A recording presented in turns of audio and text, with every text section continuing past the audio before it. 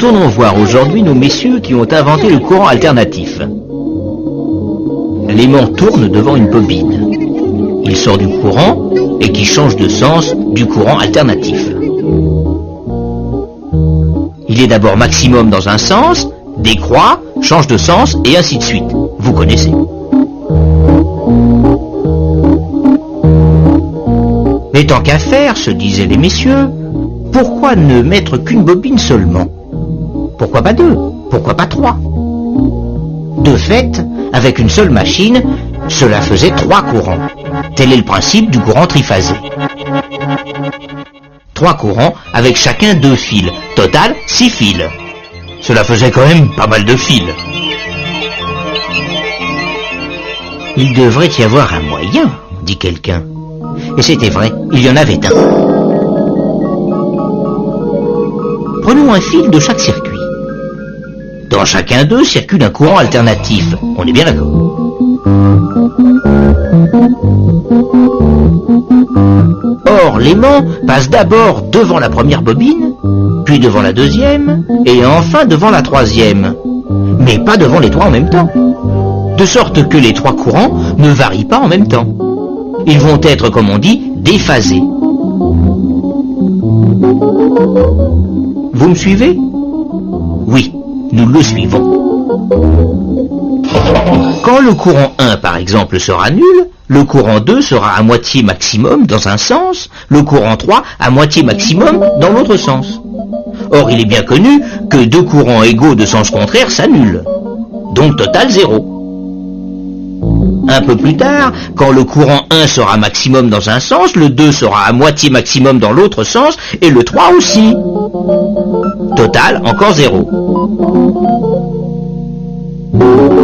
Oui, à tout moment, la somme des 3 courants est nulle. On aurait pu le prévoir avec nos flèches tournantes.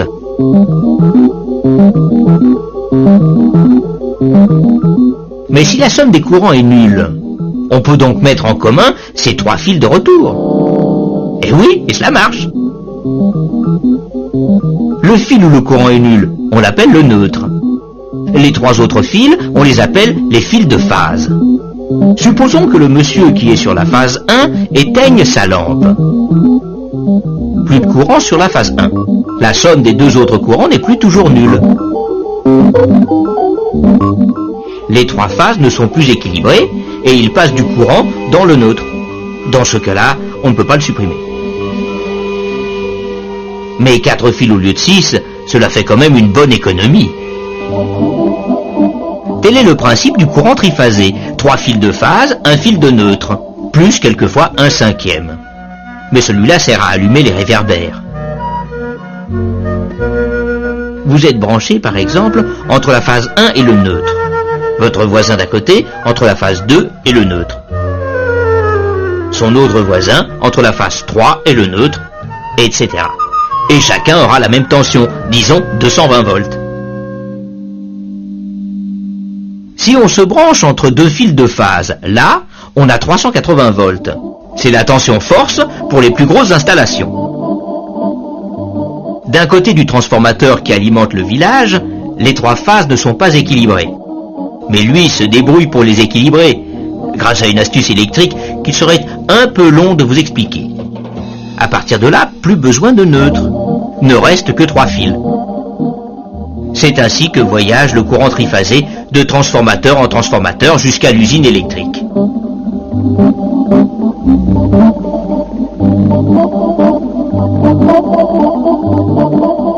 Mais au fait, pourquoi faut-il des transformateurs?